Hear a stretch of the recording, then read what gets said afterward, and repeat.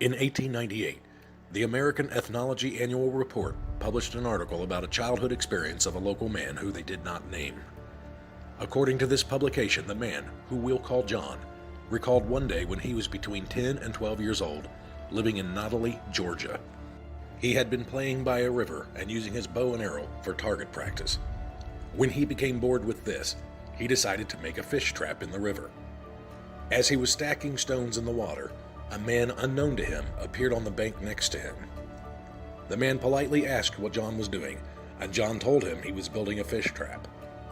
The man looked over the job and said, "Well, that's pretty hard work, and you ought to rest a while."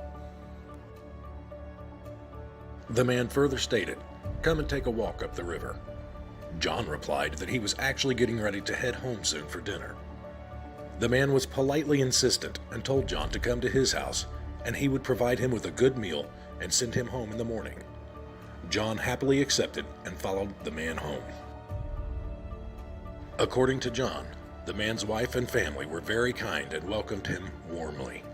They all sat down to dinner, during which a man that John claimed to know quite well came by to visit, making John feel even more at home. After a delicious dinner, John played with the couple's children. Eventually, he grew tired and fell asleep for the night. The next morning, he sat down to breakfast with the family. When they were done, the man set off with John to take him home. The man led him down a path with a fenced-in peach orchard on one side and a cornfield on the other until they came to a trail. The man then directed him in the right direction on the trail and told him to cross the ridge and he would come to the river road that would lead him home. After that, the man simply said he was going back to his house, and he left. John walked up the trail a short distance and looked back to wave at the man. When he turned around, the man was gone. There was no cornfield and no peach orchard, just trees for as far as the eyes could see. When he returned to his hometown, the townspeople came running and shouting, "He's alive!" and "He didn't drown!"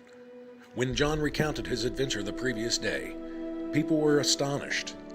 The man that John knew, who had visited the house, told him, "I have never been there. I was out hunting for you all day." John then gave a detailed account as to where to find the house and the orchard. The townspeople informed him there was never a house in that area, just trees and rocks. So exactly what did John experience that strange day?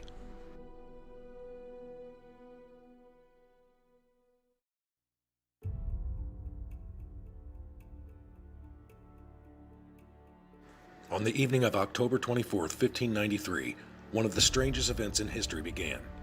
Manila Governor Gomez Perez Desmaneres had been murdered by Chinese mutineers while commanding a Spanish flotilla on a mission to conquer the Spice Islands.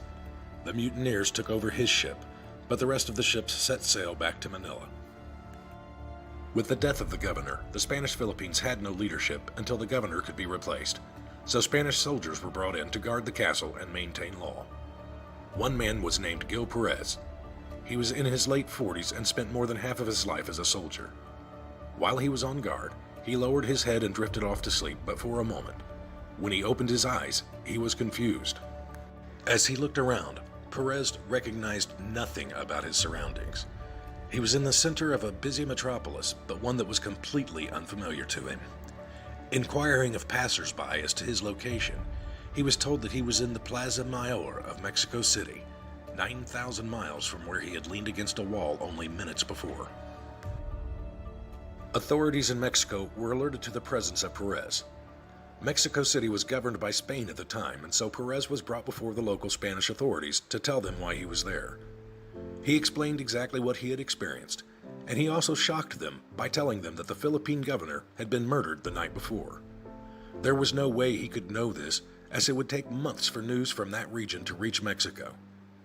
Viceroy Velasco was confused as to how to handle this case, so he sent Perez to church authorities on the Caribbean island of Hispaniola. Perez spent a month imprisoned by the church and being questioned by the inquisitors, who no doubt employed great pressure in an effort to get to the truth. In the end, they concluded he was a Christian man with no allegiance to the devil, and that if his story was true, he himself was not responsible for such a supernatural act. Within a couple of months, another Spanish galleon arrived full of needed supplies and goods, and also with the news that the governor of the Spanish Philippines in Manila had been murdered, on the exact night that Perez had claimed. Soldiers on this newly arrived galleon recognized Perez as a soldier who was stationed at the palace that same day. The viceroy immediately released Perez and sent him back to Manila, where he resumed his duties in the palace. His story has never been explained.